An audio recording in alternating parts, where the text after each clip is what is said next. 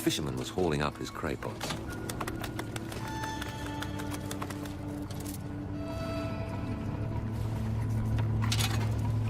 Oh, wow, look at that.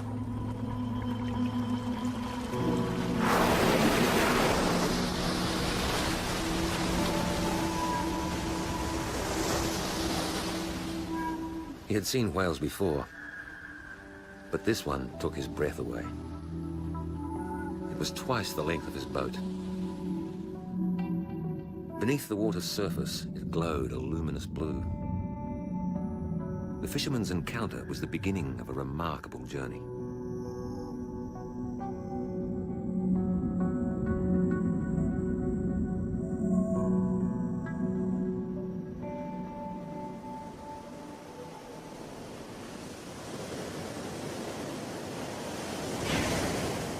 For millions of years, Australia's southern coastline has been exposed to battering seas. Perilous and unforgiving, these waters have defied most attempts to demystify their depths.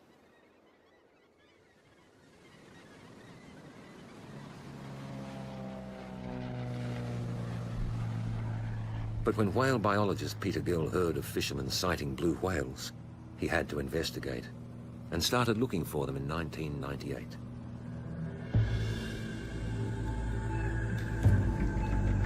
Oh, I was really excited. The first day that we got to Discovery Bay, we found 30 blue whales, and that's pretty extraordinary. The blue whale is the largest animal in the history of our planet. Longer than 2 buses, it has a heart the size of a small car, and its tongue alone weighs as much as an African elephant. Yet in spite of its enormity, it remains elusive. Slaughtered by whalers until protected in 1965, it's one of the world's most endangered mammals.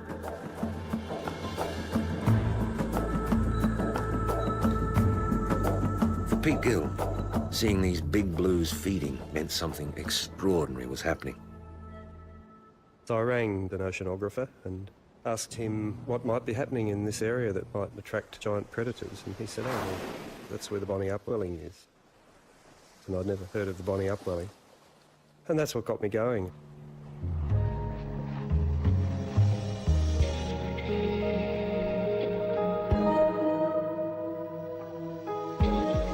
The Bonnie Upwelling is an annual cold current off Australia's southeast coast.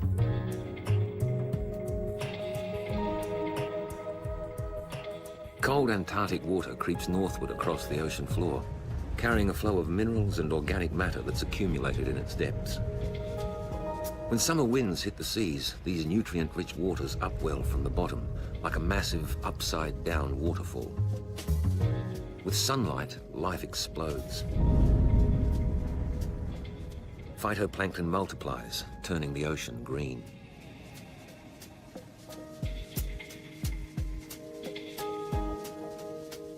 These tiny plants are food for krill, small prawn-like crustaceans that swarm in their billions.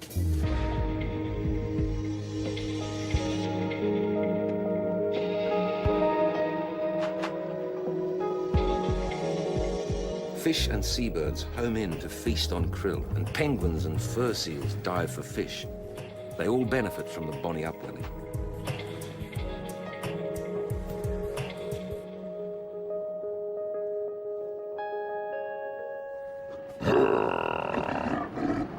It's early summer, 8 years since Pete Gill started exploring the waters of the Bonnie coast. New Zealand fur seals herald the beginning of the upwelling. Bulls congregate where females or cows are gathered and battle to keep their territories.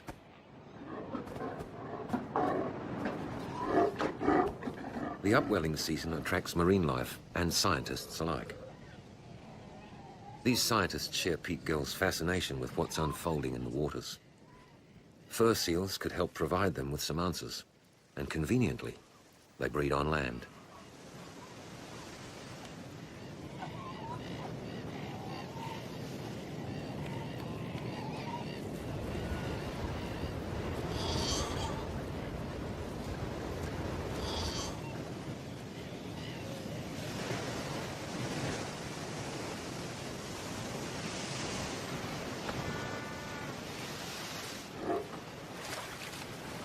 About 7 days after pupping, the female will mate again with a bull of her choice.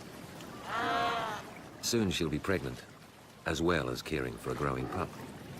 Time to head out to sea to find food. The scientists are keen to know exactly where and when the mothers feed. The group, led by Dr. Simon Goldsworthy, is catching females with older pups. Taking slow steps to the edge and then unlike out.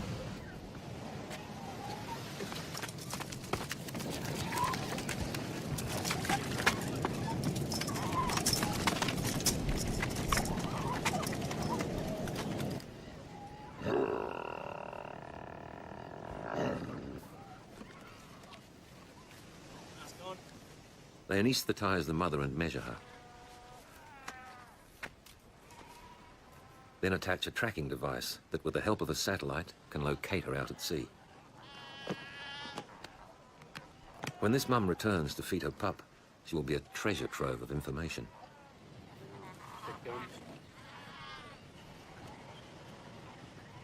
Yep, they're looking great. Occasionally they eat the odd birds, they eat little penguins and shearwaters, sometimes crustaceans as well. They're mainly small pelagic fish, but also squid. So they have a pretty diverse diet.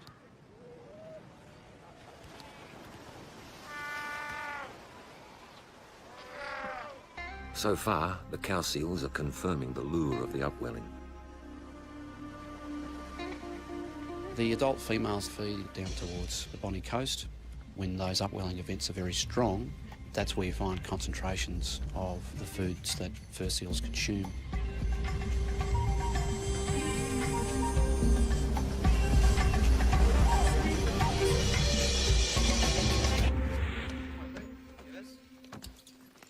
With the start of summer, Pete Gill is taking the first of his many boat trips of the season in search of his beloved blue whales.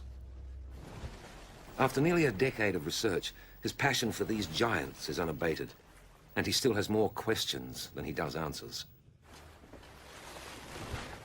If you're looking at conserving such an endangered species, we've got to try and understand how many there are, where they are, how they move around, why they go to certain areas. So it's a giant jigsaw puzzle. We've got a very important part in front of us out here.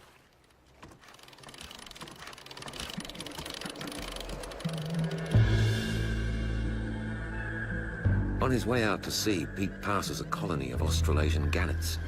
They're feasting on fish that are gathering in the upwelling. Lawrence Rocks is the largest gannet colony in Australia. In early summer, the population swells. This is breeding time, and observing elaborate courtship customs is part of the annual ritual.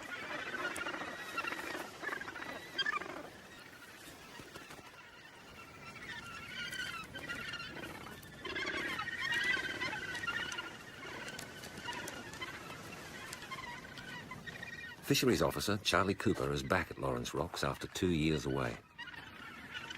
He's surprised to find himself in the midst of a land grab. I was amazed about the growth in the population. Just every little available space is taken up with gannets.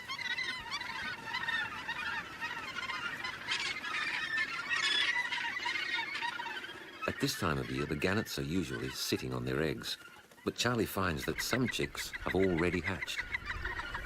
Birds may be breeding earlier because of the competition for space.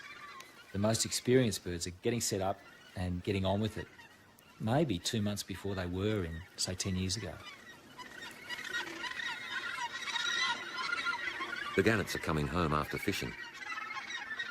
With the skies and the ground below so congested, inexperienced birds can sometimes land in the wrong nest and face the wrath of its occupants.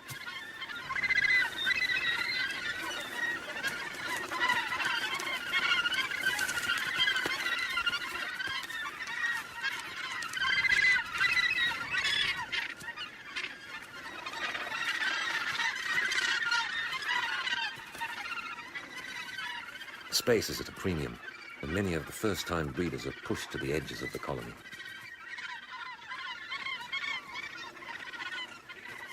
Others are taking a stab at nest building for the first time, with varying degrees of success.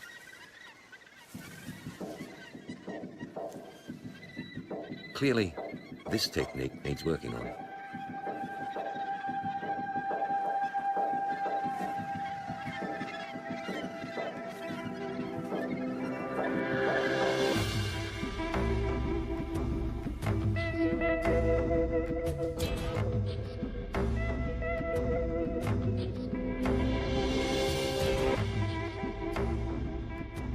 Pete's primary goal at this stage is to observe blue whales feeding on krill. He's chartered a spotter plane to radio whale sightings back to his boat. Whale spotted a pelican. Whale spotted a pelican. Do you receive? Over. Go ahead, over. Pete, we're sitting above a whale that's just submerged. We're waiting for it to come to the surface again. Single whale. Oh, here it comes. I'll give you the location on that, Pete. The whale is only a few kilometres away, but blues can travel at speeds of up to 30 knots. The yacht is racing to catch up.